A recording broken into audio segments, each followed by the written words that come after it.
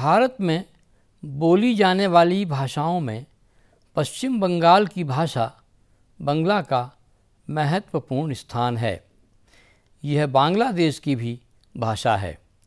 भारतीय संविधान की 8वीं अनुसूची में भी इसे शामिल किया गया है। आधुनिक भारतीय भाषाओं के पूर्वी वर्ग की यह प्रधान भाषा है। इसका क्षेत्र काफ़ी बड़ा है। पश्चिमी बंगाल में तो यह बोली ही जाती है, पर असम के दक्षिणी जिलों और त्रिपुरा राज्य में भी यह बोली और समझी जाती है। बंग शब्द प्रदेशवाचक है और इसी से बंगला रूप चल पड़ा। इसके पड़ोस में असमिया, उड़िया और बिहार की मैथिली प्रधान भाषाएं हैं। इसका विकास भी 10वीं शताब्दी के आसपास ही हुआ है। बंगाली शब्द यहाँ के निवासी के अर्थ में प्रयोग में लाया जाता है। बंगाल ही पहले बंग कहलाता था। इसके अन्य मुख्य क्षेत्रों में अंग, मिथिला, कलिंग, उड़ीसा और कामरूप, असम इस तरह पौराणिक नाम दिए गए थे। अंग्रेज़ों ने जब बंगाल के टुकड़े किए तो बंग भंग आंदोलन चला। इस तरह बंगाल और बंगला का अपना विशेष महत्व है। बंगला भाषा का इतिहास 1000 वर्ष पुराना है। इसके लेखक डॉक्टर सुकुमार सेन ने इसे 3 भागों में विभाजित किया है। प्राचीन युग 10वीं से 14वीं शताब्दी तक है, मध्य युग 15वीं से 18वीं तक और आधुनिक 19वीं शताब्दी से आरंभ होता है। रहस्यवादी भावों से भरे हुए साहित्य को चर्यापद कहा जाता है। इस ग्रंथ की रचना 10वीं शताब्दी में हुई थी। इसके उपरांत सिद्धों की रचनाएं हैं। लुईपा ने सहजिया संप्रदाय चलाया। बंगला में गुप्त तांत्रिक साधनाओं का भी महत्व रहा है। का आ तरुवर पंच विडाल, चंचल चीय पैठी काल। काया रूपी तरुवर की 5 शाखाएं हैं, जिन पर चंचल चील रूपी काल बैठा है। प्राकृत से मुक्त बंगला भाषा के शब्दों पर अपभ्रंश का व्यापक प्रभाव है। चर्यापद के बाद 2-3 शताब्दियों तक कोई विशिष्ट रचना नहीं मिलती। जो भी रचनाएं हैं वे संस्कृत में हैं। इस समय गाथा, सप्तशती, गीत गोविंद जैसी रचनाएं हुई हैं। जयदेव कृत गीत गोविंद की रचना संस्कृत में है, फिर भी उससे तत्कालीन समाज की जानकारी मिलती है। 14वीं शताब्दी में चंडीदास ने राधा कृष्ण लीलाओं का गान किया, जिससे बंगाली साहित्य का आरंभ होता है। इसका अधिकांश साहित्य गेय है। चंडीदास और विद्यापति की राधा कृष्ण की कविताओं ने इस युग के साहित्य को रस से भर दिया। इसके बाद मध्य युग आरंभ होता है, जिसमें मंगल काव्य की परंपरा सामने आई। बंगाल में मनसा देवी की बड़ी मान्यता है। मनसा मंगल के कवियों ने चांद बेहला व्रत में रचनाएं की हैं। मनसा पूजा और शिव पूजा का संघर्ष भी है। 18वीं शती तक मनसा मंगल काव्यों के अतिरिक्त चंडी मंगल भी मिलते हैं। चंडी को आद्या शक्ति भी माना गया है। बंगला के प्रथम कवि 13वीं शताब्दी के माणिक दत्त हैं। भारत चंद्र ने बंगला काव्य में नई स्फूर्ति भर दी। सत्यपीर की कथा ही उनकी पहली रचना मानी गई है। इस तरह 17वीं 18वीं शताब्दी में मंगल काव्य लिखे गए। मंगल काव्यों के संबंध में डॉक्टर इंद्रनाथ चौधरी ने कहा है कि पहले अंश में ईश्वर की वंदना है, दूसरे ग्रंथ रचना का वर्णन, तीसरे में पौराणिक देवता के साथ लौकिक देवता का संबंध स्थापित किया जाता है। इसमें शिव को भी प्रधानता दी गई है। चौथे अंश में देवता की पूजा के प्रचार के लिए कोई जीवन लेकर मनुष्य रूप में आता है। चैतन्य के परवर्ती समय में ही बंगला साहित्य में वैष्णव जीवनी साहित्य लिखने की परंपरा आरंभ हुई थी। चैतन्य के प्रभाव से 16वीं शताब्दी में पर्याप्त धार्मिक साहित्य लिखा गया। मैथिली कवि विद्यापति की पदावली से बंगला वैष्णव साहित्य भी राधा कृष्ण की प्रेम लीलाओं की ओर बढ़ा। रूप गोस्वामी की उज्ज्वल नीलमणि तथा भक्ति रसामृत सिंधु ग्रंथों ने वैष्णव साहित्य को दृढ़ आधार दिया। 15वीं शताब्दी में चैतन्य महाप्रभु के प्रभाव से बंगाली साहित्य भक्ति की ओर उन्मुख हो गया। रामायण और महाभारत के आधार पर जो रचनाएं लिखी गईं, उनमें काशी रामदास चरित 17वीं शती की रचना महाभारत और कृतिवास की रामायण प्रमुख हैं। रविंद्र के अनुसार मानव के चरम आदर्श को प्रस्तुत करने के लिए कृतिवास ने रामायण की रचना की। चरित काव्य का प्रारंभ चैतन्य के साथ होता है। उनके जीवन पर आधारित वृंदावन दास का चैतन्य भागवत महत्वपूर्ण है। जयानंद का चैतन्य मंगल सहित अनेक ग्रंथ लिखे गए हैं।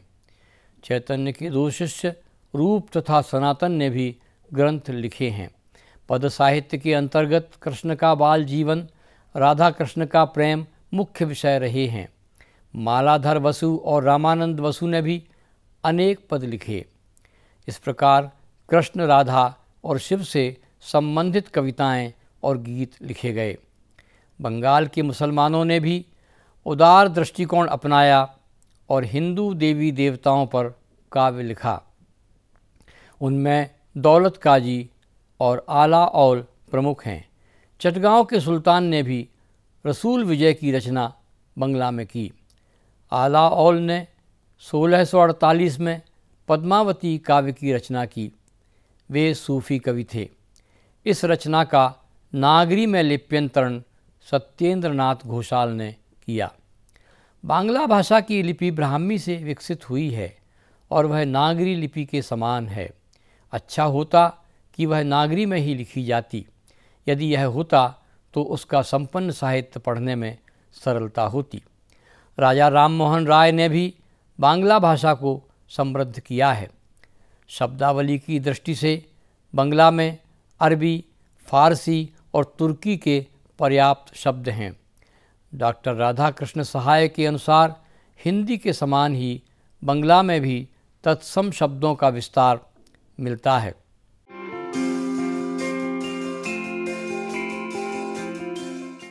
राजभाषा के रूप में बंगाल में बंगला का प्रयोग होता है। राज्य की राजभाषा के रूप में उसे मान्यता प्राप्त है, किंतु यहाँ अंग्रेजी की अधिकता के कारण अन्य भारतीय भाषाओं की तुलना में वह आगे नहीं बढ़ सकी है। केंद्रीय हिंदी निदेशालय ने हिंदी बांग्ला कोश भी प्रकाशित किए हैं। बंगला से अंग्रेजी में और अंग्रेजी से बंगला में अनुवाद की व्यवस्था भी है। बंगाल में अपनी भाषा से लोग बहुत लगाव रखते हैं। यही कारण है कि जब बांग्लादेश बना तो वहाँ भी बंगला को स्वीकार किया गया। अच्छा हो यदि हमारे देश में राजकाज में अपनी भाषाओं का प्रयोग किया जाए।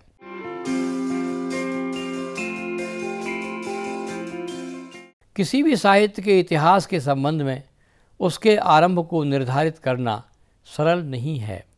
बंगला साहित्य में चर्या के रूप में छोटी छोटी कविताएं लिखी गईं। सहजिया संप्रदाय का भी महत्व रहा। आरंभ में धार्मिक भावनाओं की प्रधानता से साहित्य का विकास अधिक नहीं हो पाया।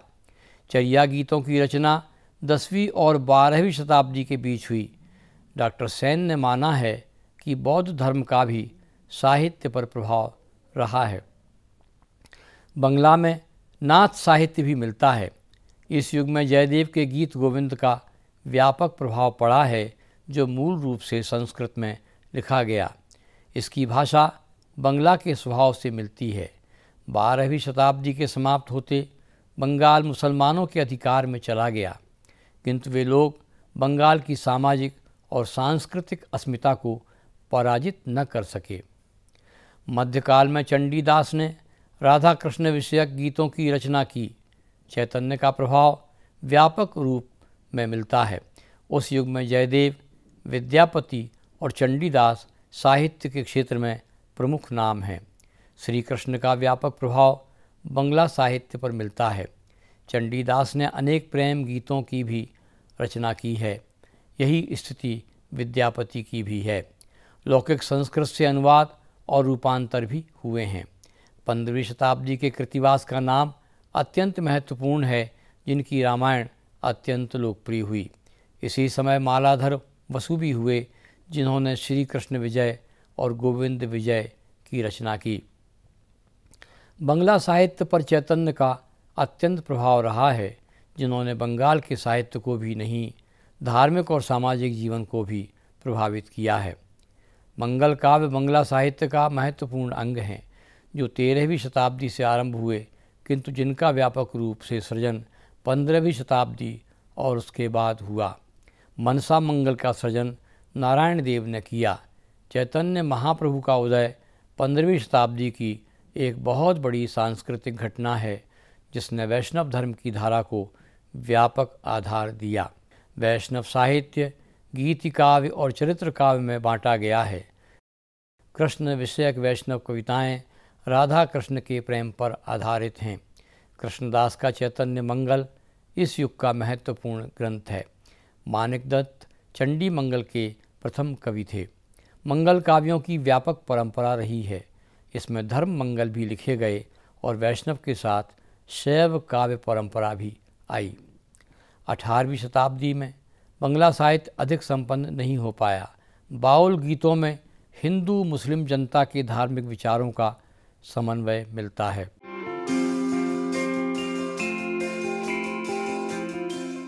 बंगला साहित्य का आधुनिक काल 19वीं शताब्दी से प्रारंभ होता है। राजा राम मोहन राय, ईश्वर चंद्र विद्यासागर, अक्षय कुमार दत्त का इस युग में विशेष महत्व है। इसकी पृष्ठभूमि में 1757 में प्लासी का युद्ध हुआ, जिसे एक युगांतरकारी घटना माना जाता है। डाम एंटोनियो मूलतः बंगाली ही थे, जिन्होंने रोमन कैथोलिक धर्म अपनाया। उन्होंने बंगला का सबसे पहला व्याकरण भी लिखा। इसके बाद हालडेड ने बंगाली भाषा का व्याकरण लिखा। 1800 में कलकत्ता के फोर्ट विलियम कॉलेज की स्थापना एक युगांतरकारी घटना थी। फोर्ट विलियम कॉलेज में लिखी अनेक पुस्तकें प्रकाशित भी हुईं। 1818 में छोटे आकार की एक पत्रिका प्रकाशित हुई, जिसका नाम दिग्दर्शन था और उसके संपादक जॉन क्लार्क मार्समैन थे। अन्य पत्रिकाओं में समाचार दर्पण, संवाद कौमुदी, समाचार चंद्रिका, बंगदूत और संवाद प्रभाकर का नाम महत्वपूर्ण है। भारतीय पुनर्जागरण की दृष्टि से भी बंगाल का विशेष महत्व है। राजा राम मोहन राय का उदय बंगला गद्य में एक महत्वपूर्ण घटना थी। उन्होंने ब्रह्म समाज को भी आकार दिया। कवि रविंद्रनाथ के पिता देवेंद्रनाथ ने तत्वबोधिनी पत्रिका निकाली। इस प्रकार बंगला साहित्य का आरंभ व्यापक रूप से हुआ। 19वीं शताब्दी में ईश्वर चंद्र गुप्त ने संवाद पत्रिका के माध्यम से बंगला साहित्य के लिए नया मार्ग खोला। हेमचंद्र बंदोपाध्याय ने नाटक को आगे बढ़ाया। बंगाली नाटक रंगमंच का प्रारंभ 1872 से माना जाता है। वैसे इसके पूर्व 1854 में राम नारायण ने कुलीन कुल सर्वस्व लिखा, जो 1858 में रंगमंच पर खेला गया। बंगला नाटक में माइकेल मधुसूदन दत्त का महत्वपूर्ण स्थान है। उनका पहला नाटक शर्मिष्ठा था। उनके नाटकों का हिंदी नाटकों पर भी प्रभाव पड़ा। इसके अलावा केशव चंद्र सेन, दीन बंधु, यतीन्द्र मोहन जैसे अनेक नाम हैं। दीन बंधु का नील दर्पण अत्यंत महत्वपूर्ण नाटक था, जिसमें अंग्रेज़ों के अत्याचारों को भी उजागर किया गया। बंगला का नाट्य साहित्य भारतीय भाषाओं के साहित्य में सबसे अग्रणी है। बंगला गद्य साहित्य को विकसित करने में अनेक रचनाकारों का योगदान रहा है। बंकिम चंद्र चट्टोपाध्याय ने अनेक उपन्यास लिखे, जिनमें आनंद मठ का अत्यंत महत्वपूर्ण स्थान है। इसी के माध्यम से राष्ट्रगीत वंदे मातरम भी प्राप्त हुआ, जिसमें भारत माता का गौरवमय चित्र प्रस्तुत किया गया। बंगला के आधुनिक उपन्यासों का विकास करने में शरत चंद्र का भी अत्यंत महत्वपूर्ण स्थान है। उनके उपन्यासों पर फिल्में भी बनी हैं, जिनमें देवदास एवं परिणीता का नाम प्रमुख है। उन्होंने श्रीकांत उपन्यास को 4 भागों में लिखा है। रविन्द्रनाथ टैगोर ने बंगला साहित्य को अत्यंत समृद्ध किया है। उन्हें गीतांजलि के अंग्रेजी रूपांतर पर नोबेल पुरस्कार भी मिला। उन्होंने नाटक और उपन्यास भी लिखे हैं। नाटकों में डाकघर और उपन्यासों में गोरा अत्यंत महत्वपूर्ण हैं। गोरा को तो महाउपन्यास भी कहा गया है। रविंद्रनाथ के उपन्यासों में नई सामाजिक चेतना और मानवीय सहानुभूति व्यापक रूप से मिलती है। आधुनिक उपन्यास और कहानी साहित्य में बंगाली मानस की अपूर्व प्रतिभा व्यक्त हुई है। शरत चंद्र के बाद विभूति भूषण बंदोपाध्याय ने बंगाल के प्राकृतिक सौंदर्य को अभिव्यक्त किया है। मनुष्य की निर्धनता और संघर्ष की अभिव्यक्ति पथेर पांचाली में हुई है। निरंतर आगे बढ़ते बढ़ते जीवन समाप्त हो जाता है, परंतु रास्ता खत्म नहीं होता।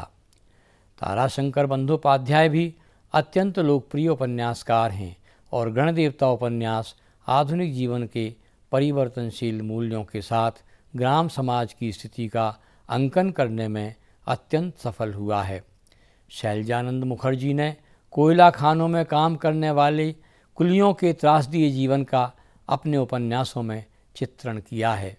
प्रेमेंद्र मित्र ने कविता के साथ ही कहानी के क्षेत्र में भी व्यापक सफलता प्राप्त की है। बुद्धदेव बोस, नारायण गंगोपाध्याय, सतीनाथ भादुड़ी जैसे अनेक रचनाकारों ने कहानी और उपन्यास के क्षेत्र में बंगला साहित्य को समृद्ध किया है। प्रबोध कुमार सान्याल रोमानी कथा साहित्य के रचनाकारों में अत्यंत प्रमुख हैं और उनके उपन्यासों में मनोविज्ञान और यथार्थ का भी समावेश है। समसामयिक युग में 3 प्रसिद्ध उपन्यासकार हुए हैं, जिनमें गजेंद्र कुमार मित्र, शंकर और समरेश बसु के नाम अत्यंत प्रसिद्ध हैं। शैलजानंद मुखोपाध्याय, प्रेमेंद्र मित्र और बुद्धदेव बसु के साथ ही विमल मित्र, मनोज बसु और सुनील गंगोपाध्याय जैसे अनेक रचनाकारों ने बंगला साहित्य को नए प्रतिमान दिए हैं। 20वीं सदी के पहले 4 दशकों में तो बंगला साहित्य में रविन्द्रनाथ ठाकुर ही छाए रहे। सन 1913 में गीतांजलि को नोबेल पुरस्कार मिलने के बाद उनका अन्य भारतीय भाषाओं पर भी प्रभाव पड़ा। उन्होंने शांति निकेतन की भी स्थापना की और विश्व भारती विश्वविद्यालय विकसित हुआ। सत्येंद्र नाथ दत्त, द्विजेंद्र नारायण, यतीन्द्र मोहन ने बंगला काव्य साहित्य को अनेक रचनाएं दी हैं। नजरुल इस्लाम की अग्निवीणा को भी लोकप्रियता प्राप्त हुई। आधुनिक बंगला साहित्य के 3 प्रमुख कवियों में प्रेमेंद्र मित्र, बुद्धदेव और विष्णुदेव के नाम अत्यंत प्रसिद्ध हैं। बंगला का निबंध साहित्य भी अत्यंत विकसित है। राजा राममोहन राय ने वेदांत ग्रंथ की रचना कर गद्य साहित्य को नई आधार भूमि दी। ईश्वर चंद्र विद्यासागर ने धर्म और दर्शन पर लिखा। बंकिम युग में बंग दर्शन के माध्यम से निबंधों में लोक मंगल की भावना स्थापित हुई। रविंद्र ने भी निबंध साहित्य में पर्याप्त योगदान दिया। अन्य निबंधकारों में सुरेंद्रनाथ दास गुप्त, सुनीत कुमार चटर्जी, सुकुमार सेन, विनय घोष सहित अनेक नाम अत्यंत प्रमुख हैं। समकालीन बंगला साहित्य पर भारतीय संस्कृति और सामाजिक सुधार के आंदोलनों का व्यापक प्रभाव पड़ा है। बंगाल साहित्य में अनेक पत्रिकाओं का प्रकाशन भी हुआ। बंगला नाट्य साहित्य ने अंग्रेजी नाटकों से प्रभाव ग्रहण किया। मधुसूदन दत्त के नाटकों में एक नाटक ग्रीक त्रासदी पर आधारित है। मेघनाद वध बंगला का पहला महाकाव्य है। भारतीय स्वतंत्रता की भावना और राष्ट्रीय चेतना सबसे अधिक बंगला साहित्य में व्यक्त हुई है। बंगाल में स्वतंत्रता आंदोलन का इतिहास इन रचनाकारों के साहित्य से ही आरंभ होता है। सबसे पहले कविता में ही राष्ट्रीय चेतना और क्रांति की भावना मिलती है। इसके उपरांत नाटकों का स्थान आता है। 1795 में बंगला रंगमंच की स्थापना कलकत्ता में हुई और इस प्रकार नाटकों का व्यापक रूप से सृजन आरंभ हुआ। माइकेल मधुसूदन दत्त के अलावा गिरीश चंद्र घोष और द्विजेंद्र लाल राय का इस क्षेत्र में व्यापक योगदान रहा। रवीन्द्रनाथ ठाकुर का योगदान तो हर क्षेत्र में मिलता है। बंगला उपन्यास का आरंभ बंकिम चंद्र ने किया और उनका पहला उपन्यास दुर्गेश नंदिनी उनके ही प्रतिष्ठित पत्र बंग दर्शन में प्रकाशित हुआ। बंगला उपन्यासों ने सामाजिक जीवन के विभिन्न चित्रों को अंकित किया है। स्त्री समाज और उसकी पीड़ाओं को भी इन उपन्यासों में अंकित किया गया है। रवींद्रनाथ काल की सीमाओं में बंधे सृष्टि लय के जागतिक विधान को किसी अनंत स्वप्न की अभिव्यक्ति की तरह एक प्रक्रिया के रूप में देखते हैं। अक्षय प्रकाश के पंखों पर जन्मता है जो धुंधलेपन के पर्दों को चीरता हुआ काल की सीमाओं को पार करता चला जाता है, सत्य के अनंत प्रतिमान बुनता हुआ। उनके अनुसार यह सृष्टि संगीत असीम के सीमाओं में बंधने के अनंत प्रयत्नों की अभिव्यक्ति है। रवींद्रनाथ ने भारतीय साहित्य की लगभग एक पूरी शताब्दी का प्रतिनिधित्व किया है। कविता के साथ ही उन्होंने अनेक नाटक, उपन्यास और कहानियाँ लिखी हैं। रवींद्रनाथ के बाद भी अनेक साहित्यकारों ने बंगला साहित्य को समृद्ध किया है। अति आधुनिक युग के उपन्यासकार और कहानी साहित्य में बंगाली मानस की अभिव्यक्ति हुई है। शरत चंद्र इसके प्रतीक हैं।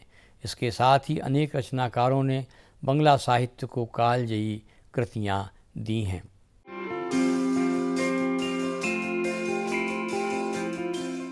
स्वतंत्रता के बाद सन 1955 में साहित्य अकादमी की स्थापना हुई। काव्य में प्रेमेंद्र मित्र, अमीय चक्रवर्ती, विष्णुदेव, कथा साहित्य में ताराशंकर बंदोपाध्याय, मनोज बसु, विमल मित्र, नाटक में बुद्धदेव घोष, आलोचना में शशि भूषण दास गुप्त, उपन्यास में महाश्वेता देवी, यात्रा साहित्य में बुद्धदेव बसु सहित अनेक बंगला साहित्यकारों को साहित्य अकादमी पुरस्कार प्राप्त हुए हैं। सुकुमार सेन ने बंगला साहित्य का इतिहास भी लिखा है। इसके अतिरिक्त बंगला उपन्यास और अन्य विधाओं के इतिहास भी लिखे गए हैं। बंगला में नई आलोचना का भी विकास हुआ है। बंगला साहित्य राष्ट्रीयता, संस्कृति और सामाजिक भावना से भरा हुआ है। समकालीन बंगला साहित्य के संबंध में यह कहा जा सकता है कि बंगला साहित्य ने आधुनिकता के प्रयोग हर क्षेत्र में किए हैं। यह साहित्य वास्तव में विश्व साहित्य का प्रतीक है। भारतीय भाषा साहित्य में बंगला साहित्य का अत्यंत महत्वपूर्ण स्थान है। बंगला साहित्यकार बंगला में लिखकर भी विश्व साहित्य में प्रसिद्ध हुए हैं। अनेक बंगला रचनाओं का हिंदी में अनुवाद हुआ है। बंगला साहित्य ने हिंदी साहित्य को प्रभावित भी किया है। भारतीय भाषा साहित्य में बंगला साहित्य का अप्रतिम स्थान है।